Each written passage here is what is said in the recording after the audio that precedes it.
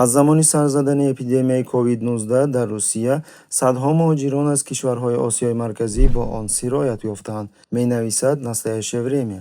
мақомоти Русия омори дақиқеро дар бораи хориҷиёни сироят ёфта надорад, аммо шаҳрвандони Тоҷикистон ҳамарӯза дар бораи марги ҳамватанони худ дар шабакаҳои иҷтимоӣ гузориш медиҳанд. дар аввали моҳи май дар шаҳри Санкт-Петербург як муҳоҷири 40 сола аз Тоҷикистон Ҷаҳонгир Азизов аз коронавирус вафот кард. ҷасади ӯ як ҳафта боз дар яке аз моргҳои шаҳр қарор дорад.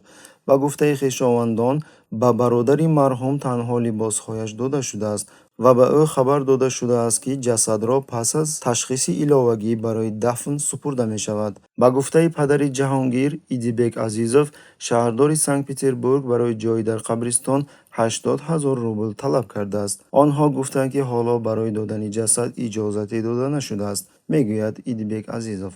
ҳоло мо интизори таҳлили такрорӣ ҳастем. намедонем, ки оиди натиҷаҳо моро кай воқиф мекунанд ва ҷасадро бармегардонанд. сипас барои дафн харидани замин низ маблағ ҷамъ кардан лозим аст. аниқ нест, Ҷаҳонгир баъд аз худ зан ва 5 фарзандашро боқӣ мондааст.